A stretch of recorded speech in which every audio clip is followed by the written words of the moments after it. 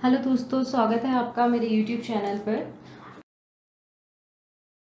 दोस्तों, आज हम एक शॉर्ट स्टोरी के बारे में पढ़ेंगे। उस शॉर्ट स्टोरी का नाम है द फोर्थ डॉटर। और ये जो शॉर्ट स्टोरी है ये लिखी थी सुभद्रा सेन गुप्ता ने। दोस्तों, सुभद्रा सेन गुप्ता जो थी वो बच्चों के लिए काफ़ी फिक्शनल स्टोरीज लिखा करती थी। और ये शॉर्ट स्टोरी जो उन्होंने लिखी थी द फोर्थ डॉटर, ये 1992 में पब्लिश हुई थी। दोस्तों, ये जो स्टोरी है ये एक माँ और उसकी 4 बेटियों के बारे में है।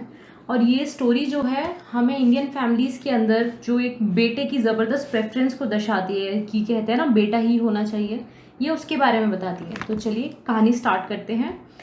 तो दोस्तों, ये कहानी है एक ऐसी लड़की की जिसको उसके पेरेंट्स ने अपनाने से इनकार कर दिया था। और इस लड़की का नाम है मिनी।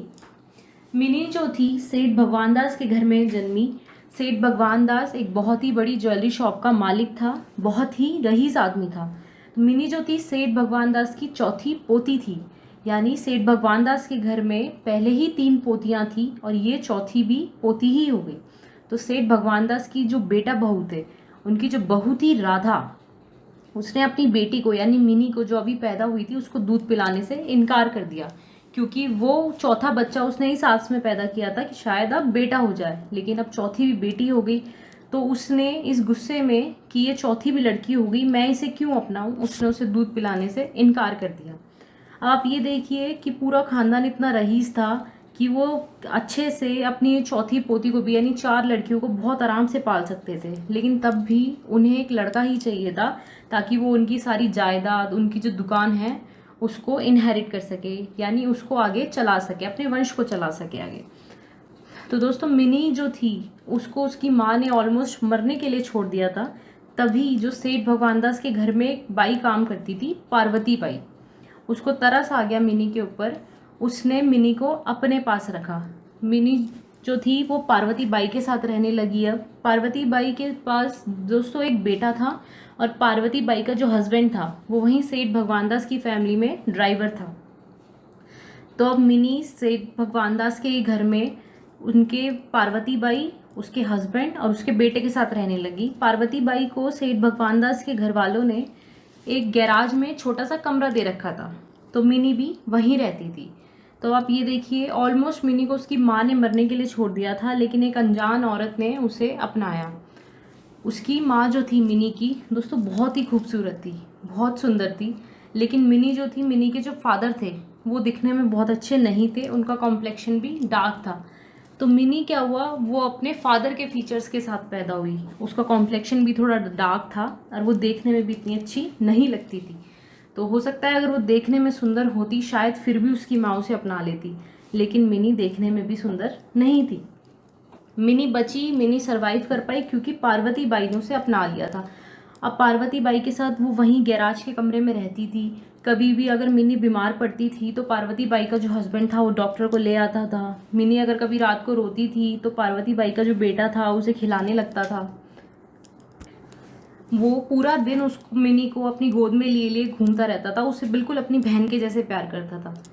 अब मिनी को दोस्तों उसकी जो बाकी 3 बहनें थी जो वहीं अच्छे तरह से सेठ भगवान दास के घर में रह रही थी, उनके साथ खेलना तो अलाउड था, लेकिन जैसे ही खाने का टाइम होता था वो तीनों बहनें राधा के पास चली जाती थी और मिनी को पार्वती के साथ बैठ के किचन में खाना खाना पड़ता था। और रात को भी मिनी को पार्वती के साथ वो गैराज के रूम में सोना पड़ता था, जबकि दूसरी तरफ मिनी की असली माँ राधा वो आराम से उस कंफर्ट और लग्जरी में रह रही थी।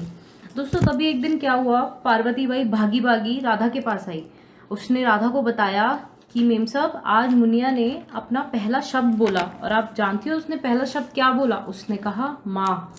लेकिन तब भी दोस्तों राधा के मन में कोई फीलिंग्स नहीं जागी मिनी के लिए। पार्वती बाई को लगा शायद मैं अगर उसे बताऊंगी कि अब मिनी बोलने लगी है और उसने पहला शब्द माँ बोला तो फिर भी राधा उसको अपना ले, लेकिन तब भी ऐसा कुछ नहीं हुआ।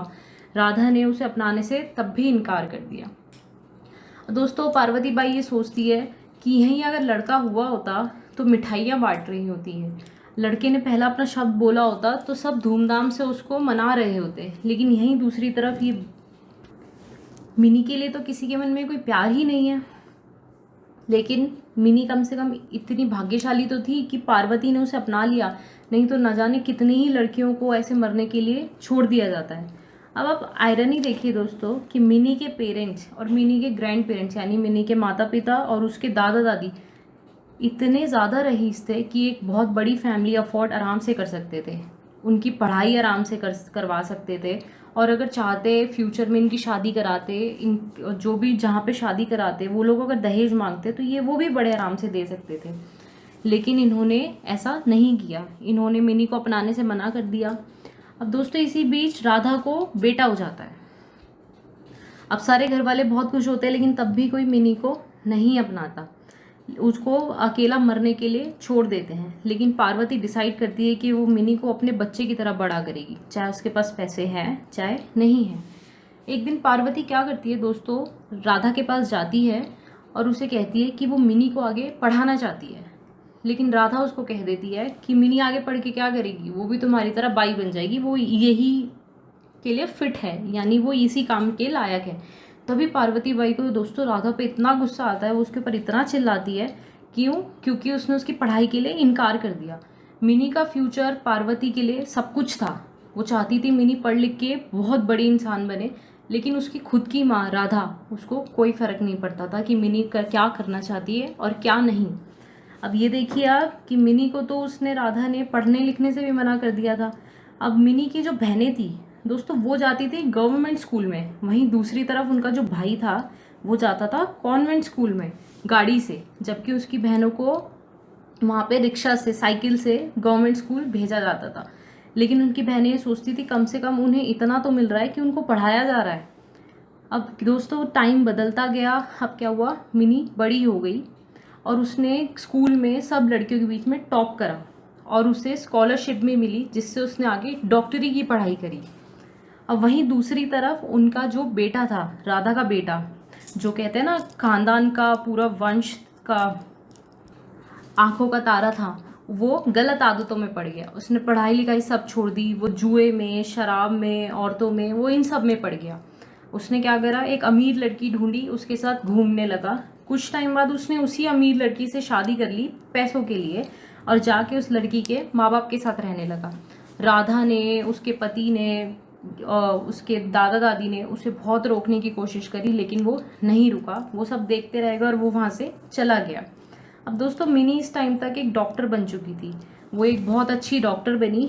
अब क्या हुआ कि उसके पेरेंट्स जो थे, मिनी के पेरेंट्स जिन्होंने मिनी को ठुकरा दिया था, वो अब अकेले रह गए। दादा दादी तो चले गए, उनका बेटा भी चला गया, अब वो अकेले रह गए।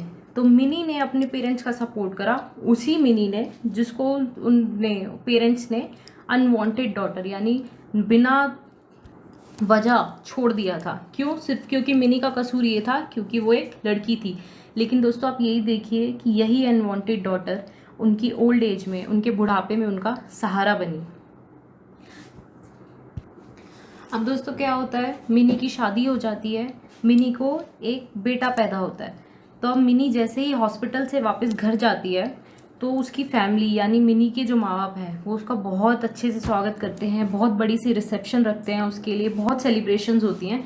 तो मिनी को याद आता है कि शायद ये सेलिब्रेशंस अगर उन्होंने मेरे पैदा होने पे की होती तो शायद मेरा बचपन ऐसे नहीं गुजरता, मैं भी अपने माँ बाप के साए में अच्छे से जीती।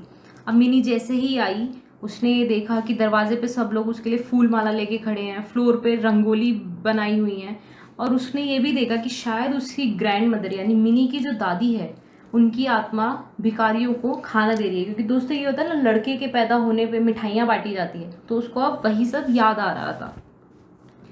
तो दोस्तों लास्ट में यही दिखाया गया है कि जो कहानी है वो पूरी वैसे ही पलट गई। The wheel has come full circle, यानी जो जैसे हुआ था वो वैसे ही आया। सालों पहले जिन माँ बाप ने मिनी को अकेला छोड़ दिया था अब, और एक लड़के के लिए अकेला छोड़ दिया था, तो सालों बाद वही लड़का उनको अकेला छोड़ गया और उनके काम कौन आया, मिनी।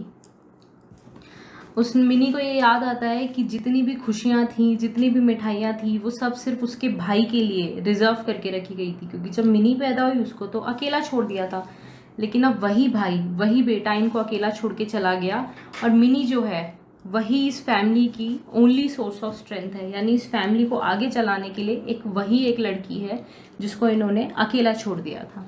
तो तो दोस्तों ये जो कहानी है ये यही दिखाती है कि हमारी इंडियन फैमिलीज़ में अभी भी ऐसी सोच है कि हम ये सोचते हैं कि लड़का ही होना चाहिए ताकि वो अपना वंश आगे चला सके।